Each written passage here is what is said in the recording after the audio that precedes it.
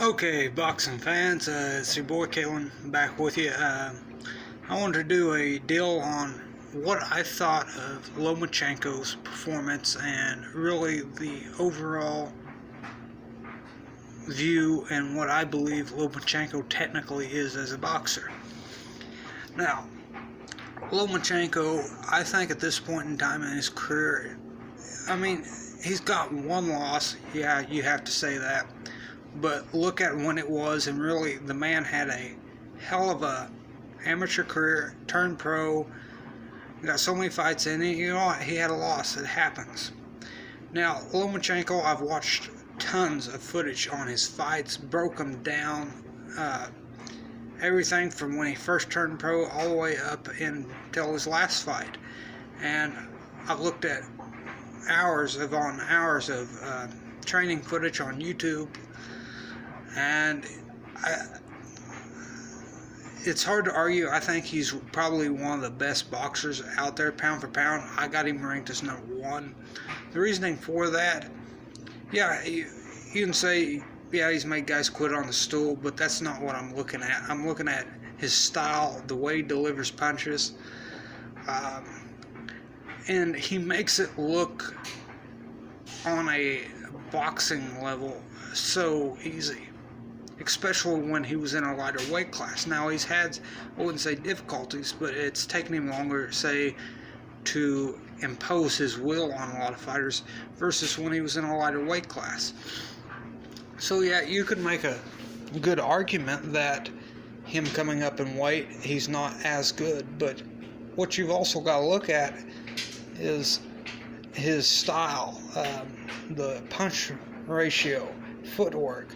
I don't think, me personally, you can beat Lomachenko unless you can outwork him in the gym. And after what I've seen, the man is an absolute monster.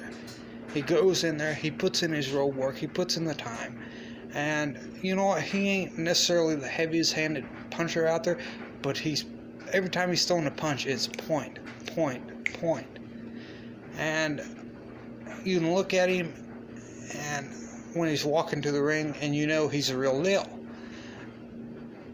Now, I'm not saying he's the greatest fighter in history, by no means, but I think you can make a good argument he's up in the top 5 just because of his style, and he's just so naturally gifted.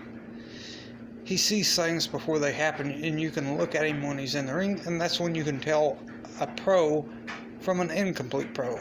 And what I mean by the phrase is, if you go back and you look at, and I know this is heavyweight that I'm about to talk about, but it's the same concept. When you look back at Larry Holmes and Gary Cooney, they did an HBO special one time on, and I think it was called Legendary Nights, and they had a good point in there. You could see the difference between a world champion and a guy that wasn't.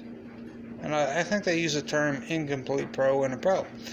Larry being the pro, yeah. Gary Cooney came in there with a good fight plan, and he hit him, and at one point you could tell he threw a body punch that probably stunned him more than anything. And Larry's like, okay, I got to pick up the pace, and I've got to start using what I've got in my arsenal. And throughout the fight, you start seeing that, and you start seeing Larry Holmes picked Gary Cooney apart. Now, Gary Cooney did have some impressive fights. He knocked out Ken Norton, but you got to remember Ken Norton was a little older too than what he was, say, when he fought George Foreman and Ali. That's the difference. That ain't Gary Cooney's fault. I mean, for a white guy at that point in time, he was probably arguably the better ones out there that was still active and competing on a top level. But that's when I look at it and compare it to, say, Lomachenko. A lot of these guys stepping into the ring with him, you see the difference between a pro and an incomplete pro. Incomplete pro meaning he knows some tricks and he's decent, but you have that complete pro every great once in a while come along. A guy that just naturally does the right thing at the right time. That's Lomachenko. For his weight, yeah, he's pretty damn good because he is more of a complete pro than the guys you're putting in the ring against him. They're saying, people said, oh, he ain't that good, blah, blah, blah, he ain't this, that.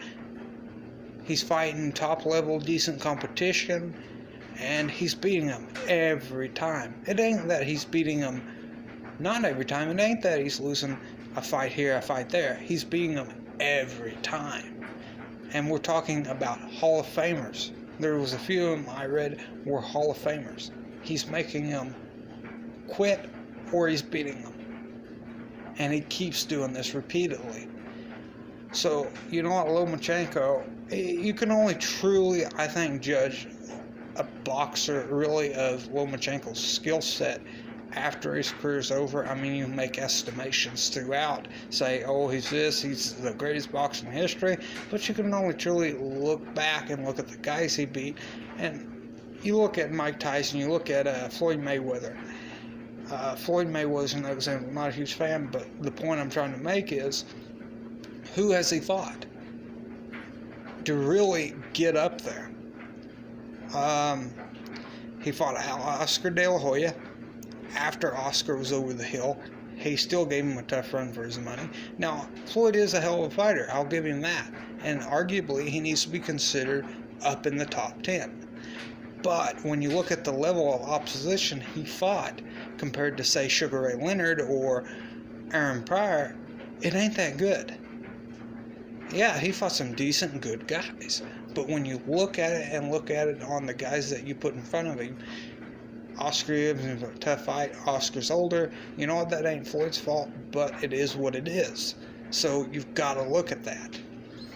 So Lomachenko, I think, when you look at the level of opposition he's fought, you've got to put him up there fairly high. I mean, me personally, I've got him ranked as number 1, but that's me. I think he's a hell of a boxer. And tell you the truth, I think he could gain more weight and compete at a welterweight. That's how much I think of him. But hey, it is what it is. Has he proven enough to compete at that high of a weight class? That's arguable. But personally, I would not be scared to do it. But I think it'd be interesting more than anything to have like an exhibition, to have him compete against, say, a top 20 welterweight, just to kind of give him some filling out for that weight class. But that ain't what my video is about, what, weight class. It is what it is. Lomachenko, he is arguably going to go down as probably the best pound-for-pound fighter in our generation. And to remind you, you got Floyd in here too. And I think he succeeds Floyd by a pretty good margin. But that's me, and I want to thank you guys for tuning in and watching these videos. I'm not the best speaker. I mean, I've said that before, but I really love the sport of boxing, and I think it's something that is needed in America. You've got kids running around on the streets, getting into trouble, and I think boxing would help a lot of them. It teaches them discipline. It teaches them focus. And I think it's a really good thing, because if you get the right trainer, it helps them. He's like a teacher. He's their, in a lot of cases, a parent. So, yeah, that's what I love about the sport. So I want to thank you guys for tuning in and watching, and we'll keep making videos.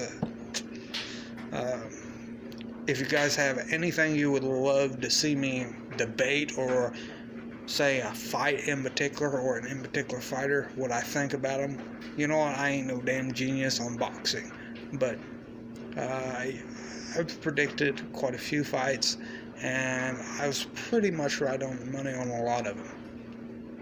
But it is what it is. Thank you.